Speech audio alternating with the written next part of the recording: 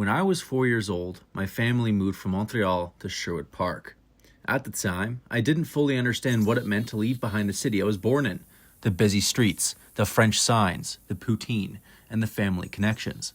All I knew was that we were starting over somewhere new, somewhere quieter, colder, and at least from a 4-year-old's perspective, somewhere with a lot more open space. Sherwood Park became home in every sense of the word.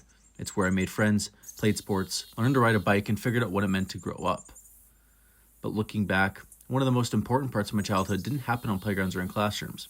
It happened just a short drive east of town at Elk Island National Park. Most people living outside the Edmonton area have never heard of Elk Island. When they think of Alberta's natural beauty, they picture towering mountains, turquoise lakes, and the iconic views of Jasper or Banff. But if you grow up here, you know that some of Alberta's most meaningful landscapes aren't the ones on the postcards. They're the ones that become part of your everyday life.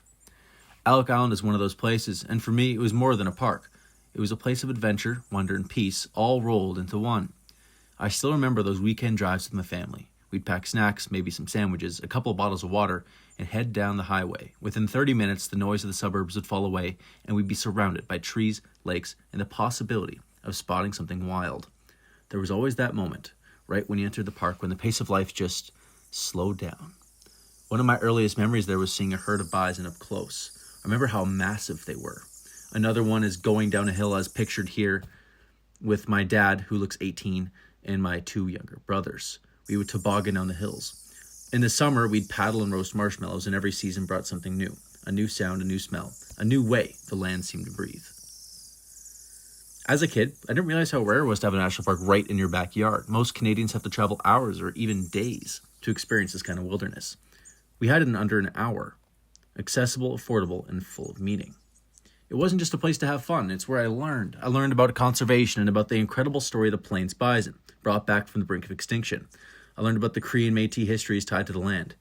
I learned to recognize animal tracks in the snow, to listen for bird calls, and to respect nature.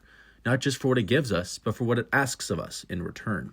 And now, as an adult, when I look back at those photos from my childhood, me in an oversized toque or running across the frozen lake, I realize just how lucky I was. Elk Island wasn't just a beautiful place to visit, it helped shape who I'd become. It grounded me, even as a kid. It gave me room to be curious, to be quiet, to connect with something bigger than myself.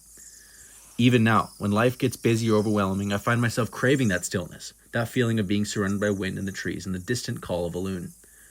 That reminder that nature is even never far away, and neither is peace.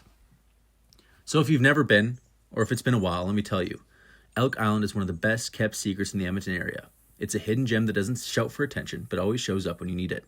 Whether you're hiking, paddling, stargazing, or just sitting quietly by the water, it is a way of making you feel at home.